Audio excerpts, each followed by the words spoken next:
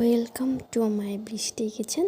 চলো আজকে আমি তোমাদেরকে শোল মাছের রেসিপি রান্না করে দেখাবো। এটা হচ্ছে শোল মাছের ভুনা।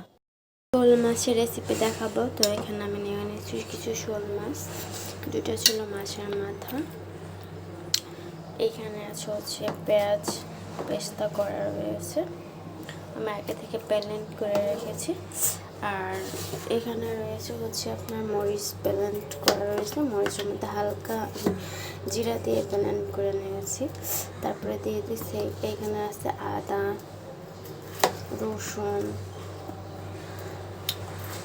মরিচটা আরেকটু নিয়ে নিচ্ছি।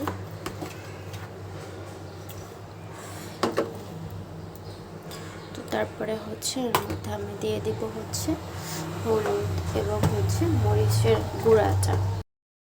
তো আমি হলুদ, মরিচ, রসুন, পেঁয়াজ, আদা সব কিছু মিলিয়ে ভালোভাবে মাছটাকে মিশিয়ে নিচ্ছি।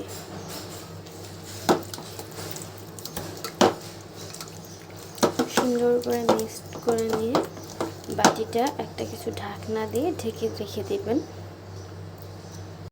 আমি এভাবে ঢেকে রেখে দিয়েছি।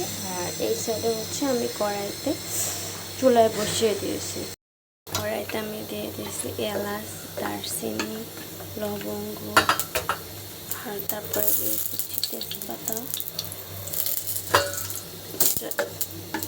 হালকা হালকা লালচে হয়ে আসছে। এখন আমি ছেড়ে দিচ্ছি।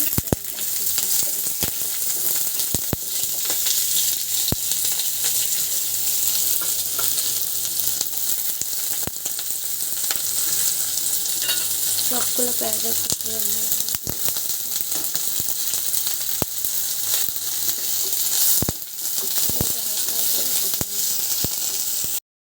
দিয়ে দিচ্ছি খানিকটা টমেটো।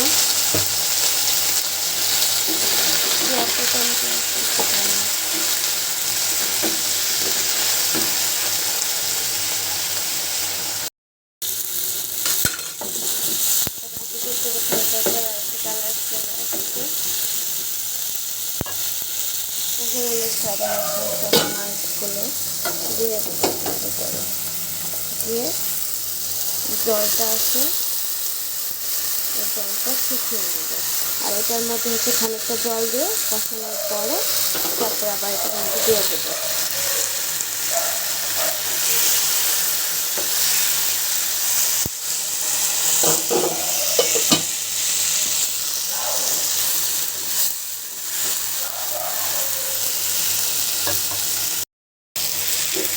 যেহেতু ঝোলটা পুরোটা শুকিয়ে গেছে, এখন আমি মাছে রাখা ছিল যে জলটা, সেটা আমি এখন মিক্স করে দিচ্ছি। আরেকটু জল লাগবে, এটা আপনার আন্দাজ মতো। যেহেতু মাছের মাথাটা আছে, আরেকটু জল, সামান্য পরিমাণে একটু জল দেবেন।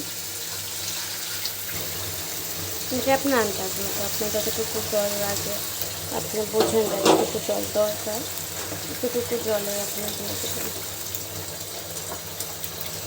তারপরে হচ্ছে এর মাঝে বেশি পরিমাণ বা স্বাদ মতো লবণ, যতটুকু লবণ লাগে আপনার মনে হয় ততটুকু লবণে আপনি অ্যাড করে নেবেন। তারপরে হচ্ছে সামান্য নেড়ে চেড়ে আমি ঢাকনাটা দিয়ে ঢেকে দিচ্ছি। এখন আমি 5-10 মিনিট পরে আপনি ঢাকনাটা খুলে নেবেন। আমার একদম চলে আসে, যেহেতু ঝোলটা গামা গামা হয়ে গেছে, সেক্ষেত্রে আমি এখন একটু দিয়ে দিচ্ছি জিরা গুঁড়া।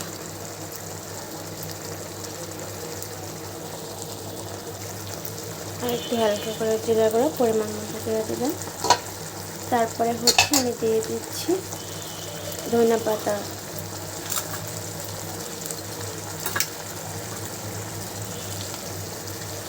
এখন এটা দিয়ে সুন্দর করে মিক্স করে নিচ্ছি।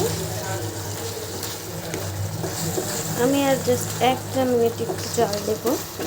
ধনিয়া পাতাটা মাখিয়ে দিয়েছি, একটু জাল হবে, তারপর আমি নামিয়ে নিচ্ছি।